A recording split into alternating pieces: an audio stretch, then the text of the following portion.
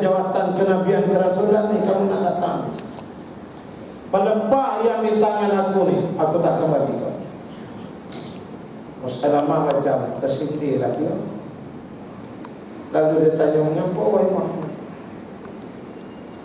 Kerana Rasulullah kata, malam tadi aku bermimpi. Ini mimpi Rasul. Yang ada cerita tadi itu mimpi taman mana tak tahu. Saya tengoklah tu, dia masuk neraka arah sempat. Dia kata tengok mak sabu direbus dan dibakar. Lalu aku tanya mak sabu, awak ada apa ni?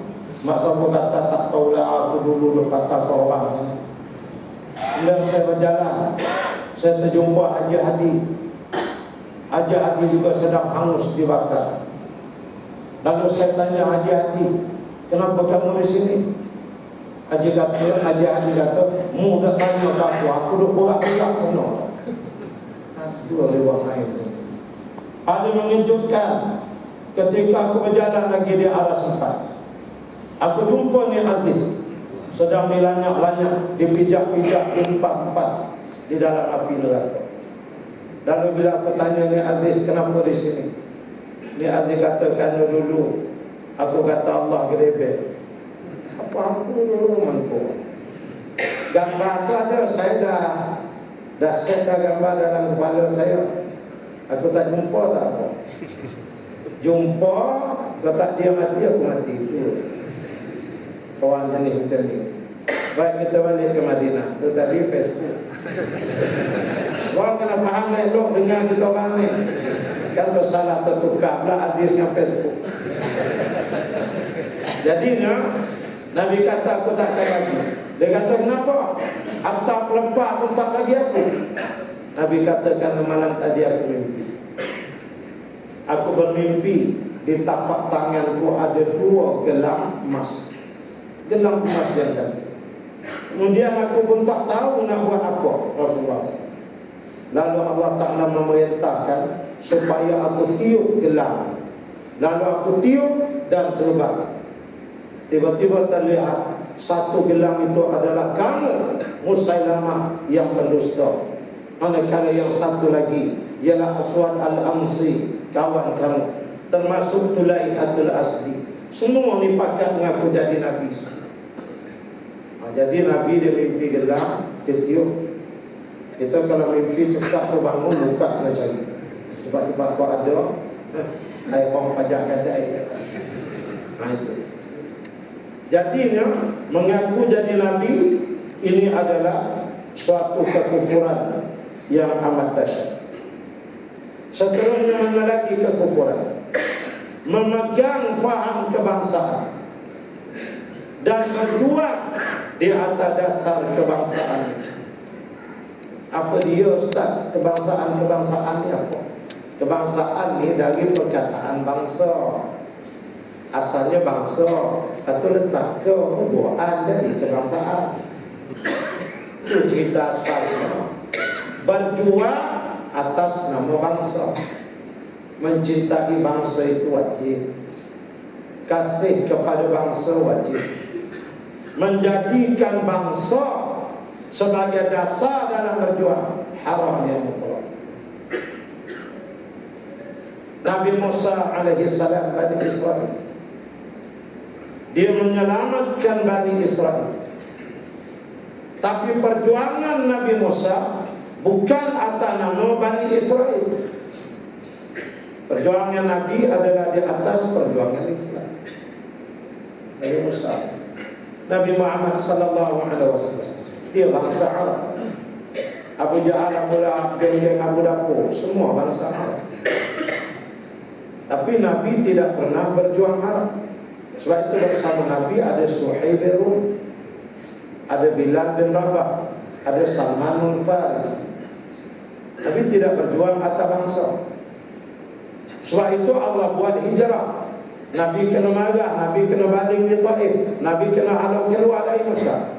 Kalau perjuangan yang Nabi bawa memang perjuangan bangsa, kenapa bangsa Arab menentang Rasulullah? Menunjukkan Nabi memperjuangkan Islam. Dengan Islam telah dibela bangsa. Jadi menjadikan bangsa sebagai dasar, ini kekufuran. Tak boleh. Apa dia faham kebangsaan? Asabiyah itu an tu'ina qaumuka 'ala zulm. Engkau menolong kaum engkau di atas dasar yang sama. Itu tegang Nabi sebut, laisa minna man da'a ila asabiyah wa laisa minna man qatala 'ala asabiyah wa laisa minna man mata 'ala asabiyah. Bukan daripada umat aku. Nabi tak berkumat. Yang main. Bukan daripada umat aku orang yang menyeru ke arah dasar kebangsaan. Bukan daripada umat aku orang yang berjuang di atas dasar kebangsaan. Dan bukan daripada umat orang yang mati berperang di atas dasar kebangsaan. Ya. Memiliki dan memegang. Sebab dasar kebangsaan ini hanya fahaman saja. Dia boleh ada, dia boleh tak ada. Dia boleh bertukar jadi komunis, dia boleh beralih jadi sosialis. Dalam masa lain dia boleh jadi kapitalis. Ini jahatnya faham ini. Jadi Islam tidak pernah benar. Semua Nabi-Nabi bawa dasar Islam, dasar agama, bukan dasar bangsa. Dengan Islam, bangsa selamat, ekonomi selamat, semua selamat. Kalau semua selamat, Islam tak tahu ke mana pergi, maka segala-galanya tidak akan selamat. Di antara lagi kekufuran itu, contoh, ialah memegang faham sekularisme. Faham yang memisahkan di antara agama dengan negara, memisahkan di antara agama dengan politik. Ini adalah faham yang datang daripada gereja, faham yang datang daripada barat. Apabila ratusan tahun dulu di barat berlakunya pertembungan di antara kerajaan yang memerintah dengan pihak gereja, sehingga masing-masing ingin menguasai di antara satu sama lain. Berlaku pertembungan yang dahsyat sehingga gereja pernah mengeluarkan arahan membunuh ahli-ahli sains, ahli-ahli politik pada zaman itu. Galileo Galilei, nama pun kata lidah. Ini daripada Italia, mati dibunuh atas arahan gereja ketika itu. Karena mereka memisahkan, bertempur. Akhirnya buat perbincangan.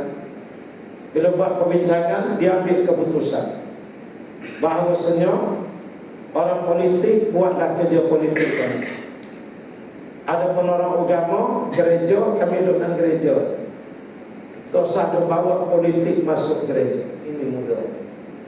Ditanam di negara ini sekularisme ada tahun 1874 melalui perjanjian Bangkok, di mana sultan dan raja-raja Melayu diberi hak menjaga Islam dan adat istiadat Melayu, manakala negeri diperintah dan ditakbir oleh residen Inggeris. Dipisah. Padahal Islam mengajar semua sekali sama. Islam politik tidak pernah berbeza. Suatu bidaan raya kecil, Bukit Gantang, asal Nizam Nah dulu. Malam tu kami tidur di sebuah masjid di Taiping. Kemudian bersama dengan saya masa itu Ustaz Nikrati, adik Tuguni Aziz, dan beberapa orang ulama lain, kami tidur di masjid. Pagi itu sembahyang subuh. Saya tak sembahyang, tak jadi Ustaz. Habis sembahyang subuh semua, kami membuat kuliah. Yang buat tu Ustaz Nikrati ya. Anak duduk tepi, saya duduk tepi dengan kawan. Kemudian ceritalah pasal permintaan Islam semua Quran. Menjerit seorang perempuan wanita sekularisme. Menjerit dia di belakang. Dia tengking, woi, katanya, kuat pulang Solo. Wanita sekularisme. Apa ni katanya? Ceramah dalam masjid bawa politik. Dia marah. Apa dia bawa politik dalam masjid? Dia bercakap tu sama macam orang Belasir. Dia sesama rumpun Melayu dia. Ini masjid Kalau ustaz nak cerita agama, nak syarah agama, cakap agama je lah. Jangan sibuk politik dah ni. Apa ni? Datang dari Kelantan membebel politik dalam masjid. Jangan dibawa politik dalam masjid ni, kata dia. Dijawab oleh Ustaz Rabi. Makcik, dia lembut, dia jawab. Siapa Ustaz Rabi? Kalau anak kain tirai itu jadi kapan lagi. Kalau anak yang sebaik Ustaz Rabi, wallah. Ustaz Rabi kata makcik, ginilah makcik, kalau makcik kata dalam masjid ni bawa Islam dia tak payah buat politik, saya nasihatkan dan saya cadangkan makcik, besok, mulai besok datang masjid ni bertelanjang dia. Baik, kata dia, mengamuk. Apa ustaz ni, kata dia. So suruh orang telanjang belakang datang ke masjid. Gila kau, kata dia. Tidak makcik. Kalau dia, tapi dia gentle ladies lah. Dia dia lawan lah, bagus dia. Dia hujah lah, tapi lah lagi orang juga. Dia tengok aku dah bangun, dia cabut lah. Kau juga masa tu. Dia kata dia lawan, dia kata apa macam ni. Kata Ustaz lagi gini makcik. Makcik datang ke masjid pakai tudung, pakai baju kurung, pakai pelekong semua. Makcik tahu dah, baju yang makcik pakai tu sebelumnya kain. Kain tu makcik beli, kata dah beli dekat Kamda misalnya. Kamda tu makcik dia nak jual kain tu, dia kena ada lesen makcik. Batu kain tu dia import daripada negara luar. Dia nak import tu dia kena ambil lesen Kementerian Perdagangan. Kementerian Perdagangan ni ada Menteri Perdagangan yang jaga. Lepas tu pula dia bawa masuk, dia dengan kapal kain tu makcik sampai ke pelabuhan, custom check. Di sana makcik ada Jabatan Custom Excise di Raja. Ada pengarah dia, ada menteri yang jaga bahagian custom, bahagian immigration, apa semua. Ni semua makcik orang-orang politik ni. Setiap line pakaian makcik pakai tu, daripada atas sampai ke bawah, daripada luar lepas ke dalam yang tiga segi semua tu, semua tu terlibat dengan politik. Kementerian tu, kementerian ini. Kalau makcik kata politik saya masuk dalam masjid, itu saya suruh datang telanjang dia besok. Sebab pakaian itu semua politik ni, tinggal kata tu. Nyampak kata tu. Itu dia. Jadi kalau ada yang berfaham macam tu di sini, kalau dia bertelanjang datang besok dia. Ini faham yang membawa kekufuran, memisahkan. Hadirin sekalian, itulah di antara tuan-tuan lebih arif. Saya tahu di sini, saya Ustaz Adil, Ustaz Adil, kami pembincang dah. Kita dekat sini macam santai-santai je lah, saya cakap Ustaz Adil. Sebab entah kena faham, saya kata ke dia, kalau ada surau tu sampai dah kena kunci, entah faham lah. Macam mana dia pekat mau cat ke hijau putih. Jadi anak kata santai-santai, orang sini dah faham. Cuma minta contoh, kita bagi contoh itu aja. Contoh lebih faham, tidak akan dia kalah. Kalau masalah main. Cuma satu akhir nak sebut, bila kita nak mensyukuri nikmat, di antara jalannya kena berjemaah. Dan bila kita nak menolak kekufuran, juga mesti berjemaah. Tadi sama orang kata, mesti berjemaah. Dan orang yang berjemaah itu 3 tanda. Pertama isi borak, kedua cari saksi, ketiga bayar iuran tahunan. Jangan ngaku-ngaku je jemaah. 3 ni bila buat, duduk. InsyaAllah bersama ke syurga. Sekian sebelum terajak naik semangat 46. Sekadar itu dulu. Wabillahi taufiq wal hidayah. Assalamualaikum warahmatullahi wabarakatuh. Waalaikumsalam warahmatullahi wabarakatuh. Terima kasih kepada Fadil Ustaz Sarudin Nasri yang telah memberikan pencerahan kepada kita dan sekaligus membuat penggolongan terhadap topik perbincangan kita pada malam ini, iaitulah perkara yang berkait dengan syukur dan juga kufur. Dan mudah-mudahan dengan penjelasan daripada kedua-dua panel kita sepanjang 1 jam setengah tadi, dapat kita ambil iktibar pengajaran dan juga menjadi pencetus semangat untuk kita melakukan perubahan walaupun sedikit di dalam kehidupan kita. Kerana kalau kita melihat di kalangan bangsa yang ada di Malaysia ini, bangsa Melayu lah antara bangsa yang agak suka untuk berubah. Jadi kita ambil kekuatan yang ada pada malam ini untuk kita ubah.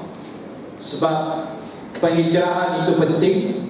Kerana itulah antara golongan yang Allah sebut ayat ke-20 dalam surah At-Taubah sebagai antara ciri orang berjaya ialah allazina amanu wa hajaru wa jahadu fi sabilillah ila akhir ayat. Antaranya orang beriman, berhijrah dan juga orang-orang yang berjihad. Jadi kita kena buat sedikit, walaupun sedikit, perubahan yang berkenaan. Sebab kita orang Melayu ni nak berubah susah. Dia punya semangat macam Ustaz Saluddin sebut tadi tu tebal. Kita baca Yasin malam Jumaat, kalau nak ubah malam Minggu susah. Boleh terbakar surau. Sebab apa? Mempertahankan keyasinan itu. Susah nak ubah kan? Baca Yasin mesti malam Jumaat. Malam Jumaat mesti berantu. Malam lain tak bantu. Malam Jumaat je berantu kan? Sebab apa? Pemikiran susah nak diubah. Jadi tuan-tuan, cuba kita ubah sedikit. Kalau sebelum ni kita baca saja Quran, jadi kita tengok pula sedikit pengertian maksud dia, atau tengok tafsiran dia, tengok asbabun nuzul, sebab-sebab turun ayat dan seumpamanya. Dan kita semak balik amalan harian yang kita buat, mana-mana kelemahan yang ada yang boleh kita buat penambahbaikan, maka kita sama-sama ubah ke arah yang lebih baik, hijrah ke arah yang lebih baik. Sebab nyawa kita tidak tahu bila akan diambil oleh Allah. Kita tengok ada manusia yang hebat sepanjang hidup, tiba-tiba di hujung usianya Allah uji dengan detik kematian. Michael Schumacher. Tahu Michael Schumacher? Dia biasa bawa kereta, jarang aksiden. Tiba-tiba main ski, terantuk kepala ke batu. Sekarang dah tahu apa cerita dalam hospital. Cuma bila keluar dalam berita tu dalam keadaan tenang gitu je. Doktor pun tak berani nak confirm peratusan nyawa dia. Sebab apa? Ini kuasa Allah nak tunjuk. Hebat atas jalan raya, tetapi ujungnya Allah bagi ujian begitu. Tapi yang paling hebat kalau di Malaysia atas jalan raya ialah anak Melayu kita yang merempit. Sebab mereka tetap mati di atas jalan yang lurus. Jadi sebab itu tuan-tuan, ini benda yang nak kena ubah. Main tuan-tuan, mak rempit dia pegangan dia kuat, akidah dia memang mantap. Dia mati atas jalan lurus. Baik, jadi tuan-tuan, mewakili kedua-dua kekanda saya, kami mengucapkan jutaan terima kasih kepada pihak madrasah atau pihak surau yang sudi mengizinkan kami berforum pada malam ini. Sebab kami pun dalam setahun pun tuan-tuan, kadang-kadang sekali atau 2 kali kami dapat forum ini. Cuba juga nak diaturkan, tetapi kadang-kadang ada kekangan tertentu. Kadang 2 orang dapat, seorang tak dapat kan? Kadang 2 orang tak dapat, seorang dapat, jadi susah. Tapi malam ni alhamdulillah dengan izin Allah kita dapat bersama, dan mudah-mudahan ada rezeki kita akan jumpa lagi pada masa-masa yang akan datang, insya-Allah. Jadi sekali lagi terima kasih, dan kami mohon jutaan kemaafan di atas kelemahan dalam penyampaian yang diwawarkan sebentar tadi sepanjang 1 jam setengah ini. Mudah-mudahan Allah mengampunkan segala dosa-dosa kita dan seterusnya memberikan semangat untuk kita menyusun takwim 2014 ini dengan lebih baik, dengan lebih tersusun, dengan lebih kemas, dengan lebih rapi. Mudah-mudahan dipermudahkan oleh Allah Subhanahu wa taala. Jadi sekali lagi jutaan terima kasih.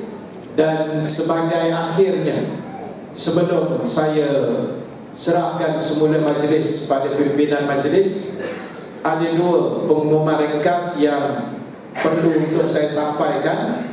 Yang pertama, insya-Allah pada malam ini sahabat-sahabat kita daripada Fatih Team yang buat secara langsung pada malam ini, mereka ada buat jualan di belakang sana, CD-CD dan sebagainya. Tuan boleh tengoklah sambil-sambil selesai solat isyak nanti.